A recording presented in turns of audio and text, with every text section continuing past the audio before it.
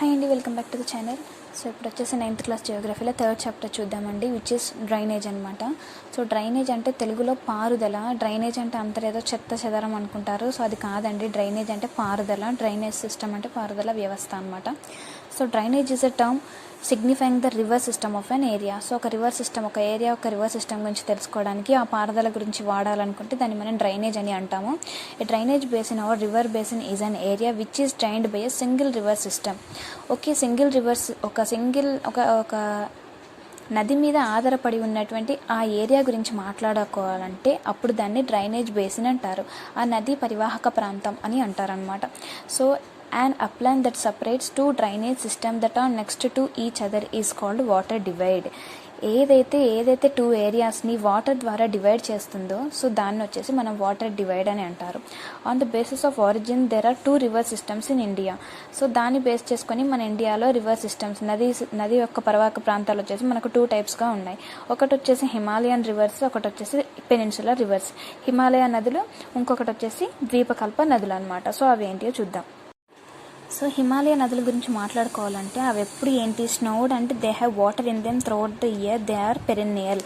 Himalaya rivers వచ్చేసి అవి శాశ్వతమైన రివర్స్ అనమాట. అంటే దాంట్లో ఎప్పుడు ఒక సంవత్సరం పొడుగుతున్న వాటర్ అనేవి ఉంటూనే ఉంటాయి అనమాట. ఎందుకంటే అవి స్నోడ్ కాబట్టి, అంటే మంచు పర్వతాల నుంచి వచ్చిన వాటర్ కాబట్టి ఎల్లవేళలా నీరు అనేది అందులో ప్రవహిస్తూనే ఉంటుంది.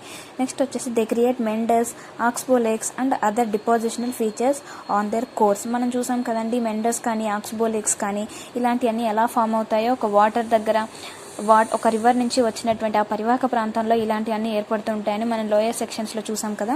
నెక్స్ట్ వచ్చేసి peninsular rivers are seasonal, mostly dependent on rainfall. So నార్మల్గా ఏంటి, హిమాలయన్ రివర్స్ వచ్చేసి శాశ్వతంగా అవి త్రూఅవుట్ ఒక ఇయర్ మొత్తం మీద వాటి యొక్క వాటర్ అనేది తగ్గదు. కానీ పెరెన్నియల్ వచ్చేసి ఇవేంటి, పెనిన్సులర్ రివర్స్ వచ్చేసి సీజనల్ అనమాట. ఓన్లీ వర్షం ఎప్పుడు పడుతుందో అప్పుడే ఆ నదిలో నీళ్లు ఉంటాయి, మిగతా సీజన్లో నీళ్ళు అయితే ఉండవు అనమాట. సో నెక్స్ట్ దే క్రియేట్, మన ఇండియాలో వచ్చేసి చాలా నదులు వచ్చేసి ఏంటి అంటే అవి వెస్టర్న్ ఘాట్స్ నుండి, పశ్చిమ కనుమల నుంచి స్టార్ట్ అయ్యి అవి ఎక్కడికి బే ఆఫ్ బెంగాల్ సైడ్ ప్రవహిస్తూ ఉంటాయన్నమాట. సో నెక్స్ట్ వచ్చేసి హిమాలయన్ రివర్స్ గురించి చూద్దాము. A river along with its tributary may be called a river system. River system అంటే నది వ్యవస్థ అనమాట. ఒక నది వ్యవస్థ ఏంటిదంటే ఆ రివర్తో పాటు దాని యొక్క జీవనదులు కూడా కలిసి దాన్ని రివర్ సిస్టమ్ అని అంటారు. The major Himalayan rivers are Indus, the Ganga and the Brahmaputra. So Himalayan rivers వచ్చేసి ఏంటి అంటే ఇండస్, సింధు, గంగా అండ్ బ్రహ్మపుత్ర. సో ఒక్కొక్క దాని గురించి చూద్దాం. Indus river system rising near lake Manas Sarovar in Tibet తెలుసు కండి, ఇది పక్క కంట్రీ. సో అక్కడ నుంచి మానస సరోవర్ నుంచి మనకు రైజ్ అయ్యేటువంటి ఆ సిస్టమే మనకి ఏంటిది ఇండస్ రివర్ సిస్టమ్ అనమాట. సో దాని యొక్క ఇదేంటిది లడక్ డిస్టిక్లో ఉంటుంది ఇది వచ్చేసి. సో అక్కడ స్టార్ట్ అయిన అది మనకి ఇండియాలో ఎక్కడ ఎంటర్ అవుతుంది, లడక్ డిస్టిక్ ఆఫ్ జమ్మూ కాశ్మీర్ అనమాట. So rivers Sutlej, Beas, Ravi, Chenab, Jhelum join Indus near Mithankot, Pakistan. So ఈ మిగతా ఇవి 5 రివర్స్ వచ్చేసి దీని యొక్క జీవనదులు. ఈ జీవనదులు వచ్చేసి పాకిస్తాన్లో ఉండే మిథాన్కోట్ దగ్గర కలుస్తాయి అనమాట. And flow southwards to fall into Arabian see. So ఇవన్నీ ఏంటిది దక్షిణాన ప్రవహిస్తూ అరేబియా సముద్రంలో కలిసిపోతాయి. నెక్స్ట్ వచ్చేసి with total length of 2900 kilometre the Indus is one of the longest rivers of the world. 2900 కిలోమీటర్ల పొడుగుతన ఉంటుంది కాబట్టి ఇది సో మన వరల్డ్లోనే చాలా పెద్ద నదిగా ఇది పేర్కొందనమాట. నెక్స్ట్ వచ్చేసి Ganga river system. So Ganga నది వ్యవస్థ ఎలా ఉందో చూద్దాం. The head waters of Ganga are called Bhagirathi. So మనకు గంగా ఆ వాటర్ని మనం ఏమంటాం, భగీరథి. ఇది తెలుసు కదండి మనకి. So Bhagirathi is fed by Gangotri glacier and join by Alaknanda to Devprayag. So ఇది గంగోత్రి ఆ పర్వతం నుంచి స్టార్ట్ అయ్యి దేవప్రయాగ్లో ఉండే అలకనందాలో కలుస్తుందన్నమాట. Ganga meet the tributaries from the Himalaya such as Ghaghara, Gandak and కోసి.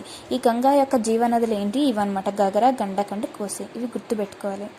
నెక్స్ట్ వచ్చేసి Brahmaputra river system originating in Tibet very close to the sources of Indus, Sutlej, Brahmaputra enters India in Arunachal Pradesh to flow Assam join by many tributaries. ఈ Brahmaputra river system వచ్చేసి ఇది కూడా Tibet నుంచే start అవుతుంది.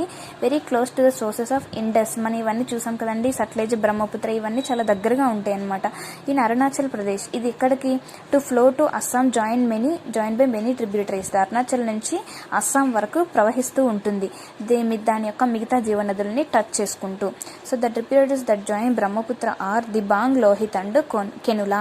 So దీని యొక్క ట్రిబ్యూటరీస్, బ్రహ్మపుత్ర యొక్క ట్రిబ్యూటరీస్ వచ్చేసి దిబాంగ్, లోహిత్ అండ్ కెనులా అనమాట. The Brahmaputra has a braided channel in its entire length in Assam to form many river and islands. So ఇక్కడ దాని యొక్క లెంత్ వచ్చేసి చాలా పెద్దగా ఉంటుందన్నమాట. ఎక్కడ ఐలాండ్స్ దగ్గర, అస్సాం దగ్గర. సో అదేంటిది ఐలాండ్స్ని కూడా ఫామ్ చేసిందనమాట. సో అక్కడ unlike other North Indian rivers, the Brahmaputra is marked by huge deposits of silt on its bed, causing the river bed to rise. మిగతా వాటితో కాకుండా ఈ బ్రహ్మపుత్ర దగ్గర వచ్చేసి నది యొక్క స్లిట్స్ అంటే ఏంటంటే చీలికలు వచ్చేసి చాలా ఏర్పడి అవే ఒక చిన్న చిన్న నదుల్లాగా ప్రవహిస్తూ ఉంటాయన్నమాట. సో నెక్స్ట్ పెనిన్సులర్ రివర్స్ ఏంటి, ద్వీపకల్ప నదుల గురించి చూద్దాం. మేజర్ రివర్స్ ఆఫ్ పెనిన్సులా ఏంటి, మహానది, గోదావరి, కృష్ణ అండ్ కావేరి అన్నమాట. ఇవి వచ్చేసి flow eastwards to drain into Bay of Bengal, బంగాళాఖాతంలో కలుస్తూ ఉంటాయి. So the Tapi and Narmada are the only rivers which flow west to make estuaries and drain into the Arabian see. So మనకు వెస్ట్లో ప్రవహించే నదుల్లో మెయిన్ వచ్చేసి Tapi and Narmada అనమాట. So వచ్చేసి అరేబియన్ మహాసముద్రంలో కలుస్తుంటాయి. The drainage basin of peninsular rivers are small and size. So the peninsular అంటే ద్వీపకల్ప నదులు వచ్చేసి వాటి యొక్క నీటి పారుదల వ్యవస్థ చాలా తక్కువగా ఉంటుంది. దేంతో కంపేర్ చేస్తే, హిమాలయన్ రివర్స్తో కంపేర్ చేస్తే. నెక్స్ట్ గోదావరి బేసిన్ గురించి చూద్దాము. So Godavari basin in Nasik district of Maharashtra and is largest peninsular river. So మనకి గోదావరి మనకు పెద్దది అనమాట, ద్వీపకల్ప నదుల్లో చాలా పెద్దది ఇదే అనమాట. ఇది మహారాష్ట్రలో పుట్టిందనమాట. It covers most parts of Maharashtra, Madhya Pradesh, Orissa and Andhra Pradesh. ఇన్ని ప్రాంతాలని ఇది ఎక్కువగా కలుస్తూ ఉంటుంది. సో దీని యొక్క ట్రిబ్యూటరీస్ వచ్చేసి ఏంటి, పూర్ణ, వర్ధ, ప్రాణహిత, మంజీరా, వంగంగ, పెన్గంగ. సో ఇవన్నీ దీని యొక్క tributaries. Because of it's length and the area it covers Godavari is known as దక్షిణ గంగా. సో దాని యొక్క లెంత్ని బేస్ చేసుకొని దక్షిణ గంగా అని అంటారనమాట. So next it drains into bay of Bengal, అది కూడా బే ఆఫ్ బెంగాల్లోనే కలుస్తుంది. నెక్స్ట్ మహానది బేసిన్ గురించి చూద్దాం. ఇవన్నీ పశ్చిమ సైడ్ ప్రవహించే నదులు అని అనుకున్నాం కదా. సో మహానది బేసిన్ ఏంటిదంటే ఇది 860 కిలోమీటర్ల పొడుగుతన ఉండి ఇది ఛత్తీస్గఢ్లో ఉంటుంది. అది కూడా ఏంటిది, ఒరిస్సా నుంచి బే ఆఫ్ బెంగాల్లో కలుస్తుంది అనమాట. దీని యొక్క ఇది షేర్ చేసుకునే రాష్ట్రాలు వచ్చేసి మహారాష్ట్ర, ఒరిస్సా, జార్ఖండ్, ఛత్తీస్గఢ్ అనమాట. నెక్స్ట్ కృష్ణా నది పారుదల వ్యవస్థ చూద్దాం. ఇది వచ్చేసి 1400 కిలోమీటర్ల పొడుగుతల ఉంటుంది. ఇదేంటి, మహాబలేశ్వరం దగ్గర స్టార్ట్ అయ్యి ఇది మళ్ళీ బే ఆఫ్ బెంగాల్లోనే కలుస్తుంది. దీని యొక్క ట్రిబ్యూటరీస్ వచ్చేసి భీమా, మూసి, ఘట్ ప్రభ, కోయినా, తుంగభద్ర. సో ఇవన్నీ వచ్చేసి వీటి యొక్క కృష్ణా యొక్క ట్రిబ్యూటరీస్ అనమాట, జీవనదులు. The Krishna basin is shared by Maharashtra, Karnataka and AP. దాని యొక్క బేసిన్ ఎక్కడెక్కడ ఏ రాష్ట్రాల్లో కలుస్తుందంటే మహారాష్ట్రలో, కర్ణాటకలో, మళ్ళీ ఆంధ్రప్రదేశ్లో. సో నెక్స్ట్ నర్మదా నది పరివాహక ప్రాంతం గురించి చూద్దాము. Rising in Amarkantak hills Narmada flows to create gorge in marble rocks of Madhya Pradesh. ఇది ఎక్కడ, నర్మదా నది వచ్చేసి అమర్కంటక్ హిల్స్లో స్టార్ట్ అయిందనమాట. అది ఎక్కడ ఉంది, మధ్యప్రదేశ్లో ఉంది. Narmada flows towards the west in a rift valley formed due to the faulting.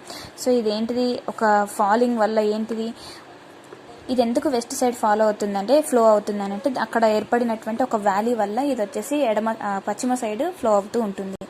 So ఇప్పుడు వచ్చేసి మిగతా నదుల గురించి చూద్దామండి. మిగతా నదులు ఏంటి, most lakes are permanent while other are water only in rainy season. So నార్మల్గా ఏంటిదంటే అన్ని నదులు పర్మనెంట్గా ఉండవు, కొన్ని వచ్చేసి పర్మనెంట్గా ఉంటాయి, కొన్ని వచ్చేసి ఓన్లీ సీజనల్గానే ఉంటాయి అనమాట. So some lakes are result of the glacier action and ice sheets and some have been formed by wind, river action and human activities. అన్ని నదులు వచ్చేసి కొన్నేమో హిమాలయ నుంచి వచ్చిన నదులు కాబట్టి కొన్ని త్రూఅవుట్ ఇయర్ వాటర్ ఉంటాయి, కొన్ని వచ్చేసి వాటర్ ఉండవు, కొన్ని వచ్చేసి హ్యూమన్ యాక్టివిటీస్ ద్వారా కూడా ఏర్పడినటువంటి నదులు ఉంటాయి. So roles of river in the economy. అసలు ఆర్థికంగా మనకి నదులు ఎలా ఉపయోగపడతాయో చూద్దాము. Rivers are natural sources of water. అంతే కదండి, మనకు వాటర్ వల్లనే, వర్షం వల్లనే మనకు నదులు అనేది ఫామ్ అవుతూ ఉన్నాయి. Settlements on the river blanks have developed in to cities. So సిటీస్లో కూడా మనం చాలా వరకు రివర్ బ్లాంక్స్ అనేటువంటి చూస్తూ ఉంటాము. Rivers are used for irrigation, navigation, hydro power generation, all vital for India and agriculture economy.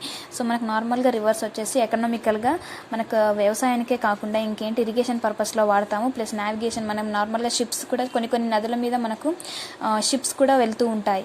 Next వచ్చేసి పవర్ జనరేషన్కి కూడా మనము నదులు చాలా యూజ్ చేస్తూ ఉంటాము. సో అంత నదులు యూజ్ చేస్తున్నాం, కానీ నదులు వచ్చేసి పొల్యూట్ అవుతూ ఉన్నాయి. సో అది ఎలా పొల్యూట్ అవుతుంది, సో దానికి మనం ఏం చేయాలో చూద్దాం. సో నెక్స్ట్ వచ్చేసి నదీ పొల్యూషన్ గురించి చూద్దాము. నది కాలుష్యం అంటే జల కాలుష్యం. So quality of river water is affected by the growing domestic and municipal and industrial and agriculture demand.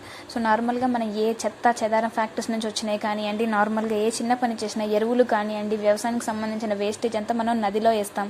So దానివల్ల మనకు రివర్ వాటర్ అనేది పొల్యూట్ అవుతుంది. So concern over rising population in our rivers led to the launching of various action plans to clean the rivers. So మనం అలాంటి ఆ చెత్త, ఆ రివర్లో వచ్చినటువంటి ఆ చెత్తను తీయడానికి మనం చాలా స్కీమ్స్ కానీ ప్లాన్స్ కానీ చేసుకొని వాటర్ అనేది పొల్యూట్ కాకుండా చూసుకోవాలి. So this is about chapter 3 అండి. సో రిమైనింగ్ చాప్టర్స్ రిమైనింగ్ వీడియోస్లో చూద్దాము. కొత్తగా ఛానల్ చూస్తున్న వాళ్ళైతే సబ్స్క్రైబ్ చేసుకోవడం మర్చిపోద్దు. Thank you so much for watching this video. See you next video.